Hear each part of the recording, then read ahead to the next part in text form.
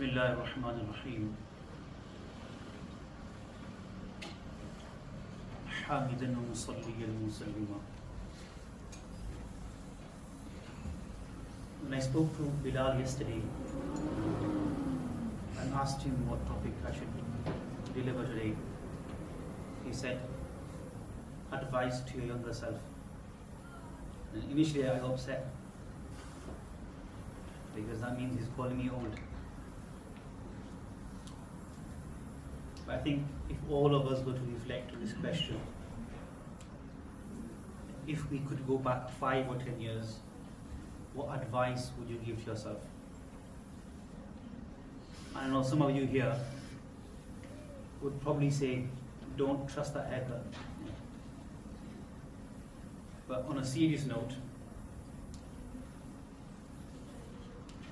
every person that you speak to that has been through education, has had some years of employment, the main advice anyone can give you is وَالْعَصْرِ إِنَّ الْإِنسَانَ لَفِي خُسْرٍ.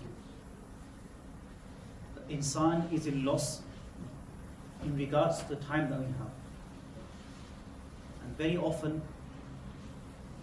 as we know, that time is the greatest commodity that we have. The greatest asset that we have is none other than time.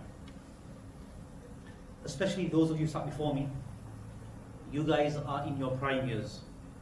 You have energy, you have freedom, you have opportunity, which generally is a rare combination.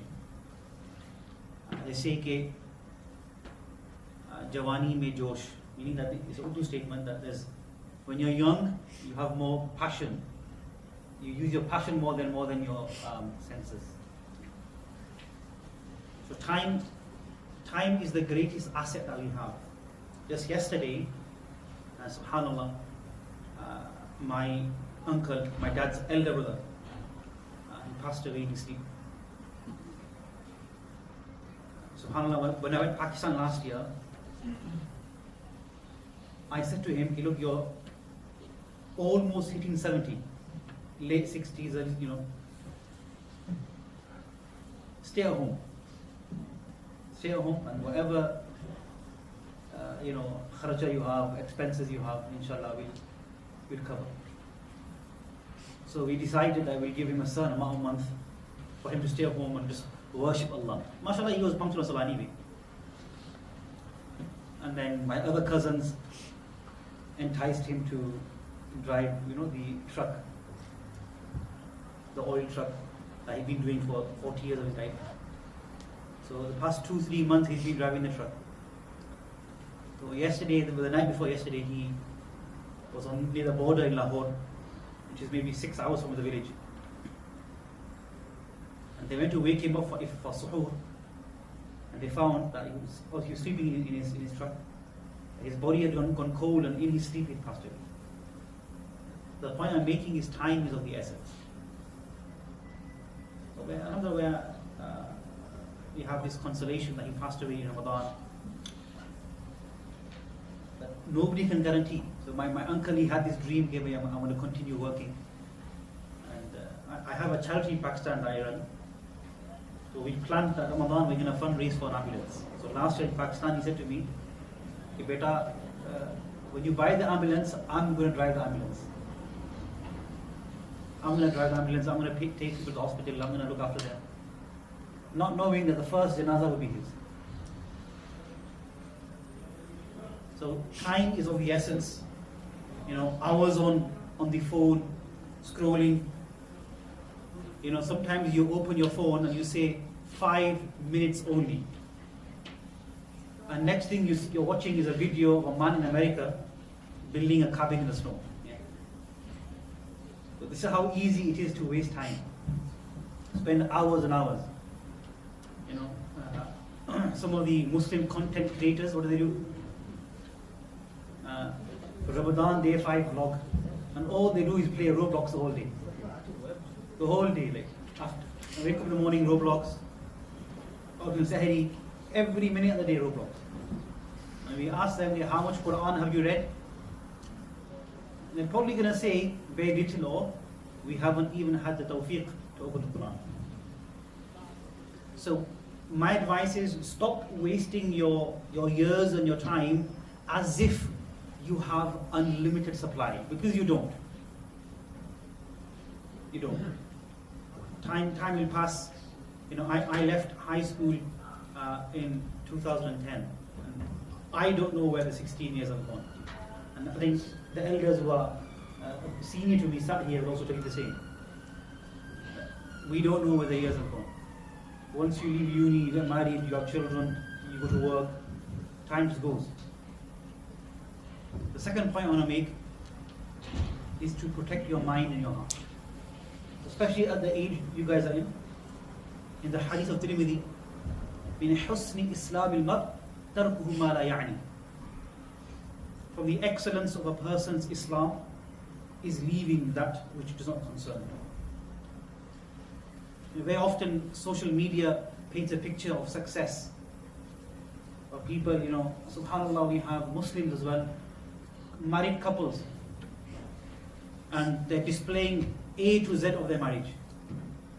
And haya and muru'a and ghira have gone out the window. But really we find 2 years later, the same couple that put on TikTok that they're the happiest couple in the world, they're now going through a divorce.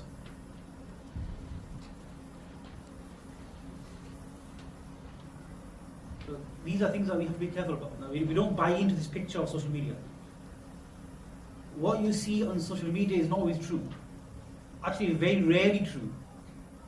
People like to put out an image, and actually there's research to say that people who are sad, they project a kind of a happy side of their life on social media. The world think that they're happy and successful, whereas often they're empty in their private lives. The third point I want to make in terms of advice to my younger self is your relationship with Allah comes first.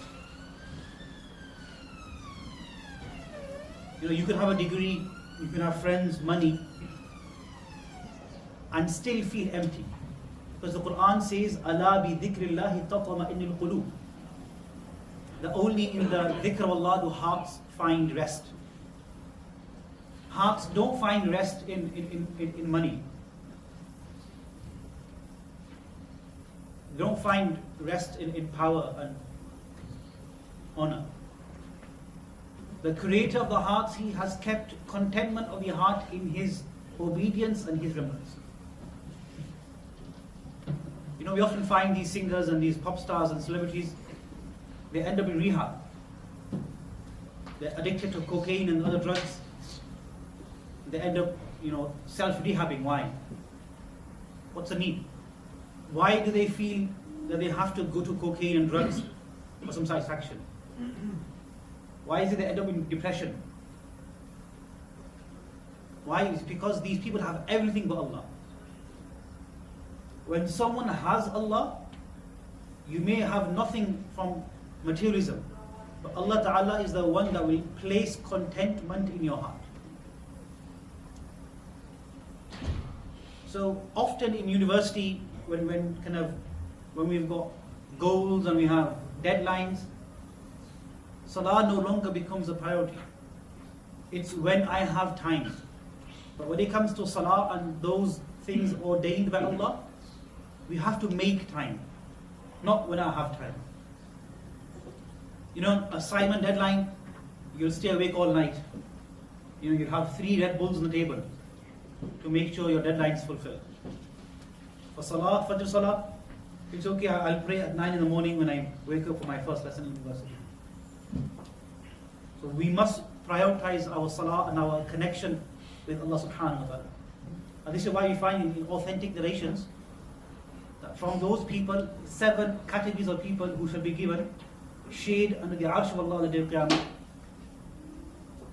is a young man or young woman who spent their youth in the worship and obedience of Allah. So the time you have now, the years you have now, have great importance in the sight of Allah subhanahu wa ta'ala. If you use them wisely, use them to connect with Allah, this could become a means the day of Qiyamah, when there is no shade except the shade of Allah's Arsh, Allah gives you a place under His Arsh. The fourth point I would make is choose your circle wisely. In the hadith of Abu Dawud and Tirmidhi, المرء على دين خليله فلينظر أحدكم من يخالف أو كما قال صلى الله عليه وسلم. That a person is upon the deen of his friends. And university is a fine example. Freshers Week, you come to university, who you hang around with will have an impact on how you spend your Friday and Saturday nights. As a Muslim, just because you're Muslim does not mean you are not going to get enticed to go to, the haram venues in Leeds. I worked in Leeds on an evening and I've seen Muslims queue up outside prison. So it's not that I'm Muslim, I'm not going to do this. It's your friendship circle, who you hang around with. These people are going to make a big difference to make and break. Very often we hear, somebody wants to study a certain subject and it's easily available at his local university. And that university is a good university. But he decides to go to a further university and stay in student accommodation. And we all know what the reason is, right? Often what the reason is. So choose your friends wisely, because it's make or break for you. Habits formed at university years are very hard to break. Very hard to break. I have couples that come to me counseling, and some of the issues they're going through, like infidelity, started at university. These habits are hard to break. So we choose our friends wisely. MashaAllah, through the Einstein we will find good young Muslims who are committed to Islam. They want to stay with Haram. Hang around with them. Like MashaAllah, Bilal here, he runs a Quran class. Now I'm sure maybe 50 to 60% of you sat here will probably say that your Quran needs some improvement. And you could do with some improvement. Now, that Quran class, yes, it may be a means of improving your Quran, but it's also going to be a means of you connecting yourself with another practicing Muslim. So now when friends from the same course say to you, okay, Ahmad, let's go, on a Friday night, let's go here, and you feel pressured, you could text one of your practicing Muslim friends and say, look, is there a chance we could meet for a coffee? Because I've been pressured to go elsewhere. So your friendship circle has such a big impact on your outlook on life, your relationship with Allah subhanahu wa ta'ala, and also, in essence, how hard you study at university. Right? So these are some of the advices I would give in terms of advice to my younger self. Allah subhanahu wa ta'ala make us of those who are successful. رَبَّنَا آتِنَا فِي الدُّنْيَا حَسَنَةً وَفِي الْآخِرَةِ حَسَنَةً. Those who are successful in this life and the hereafter.